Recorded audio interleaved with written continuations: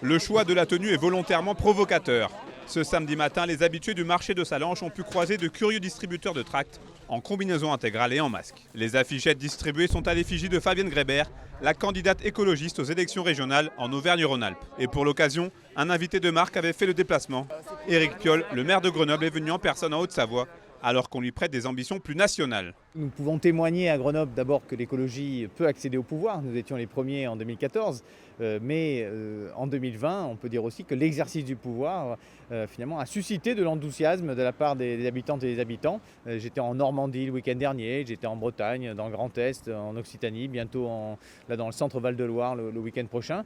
Donc partout, je viens à la fois témoigner de cette expérience qui fonctionne, d'une écologie qui est capable de fédérer cet arc humaniste. C'est ça qu'on attend du futur conseil régional avec comme présidente Fabienne Grébert. Le choix de Salanches et de la vallée de l'Arve est évidemment tout sauf un hasard pour cette action de campagne de la candidate écologiste. La commune et son territoire étant souvent cités comme mauvais exemple parmi tant d'autres en matière de pollution de l'air. La priorité numéro 1, c'est la santé des habitants, c'est la qualité de vie des habitants et le développement économique viendra ensuite parce que nous aurons donné envie à des entreprises de venir s'installer ici parce que l'air est sain, parce que c'est un environnement agréable à vivre. Nous serons très attractifs pour des entreprises, pour des salariés qui auront envie de venir travailler ici.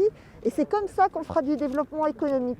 Mais le développement économique n'est pas la finalité première.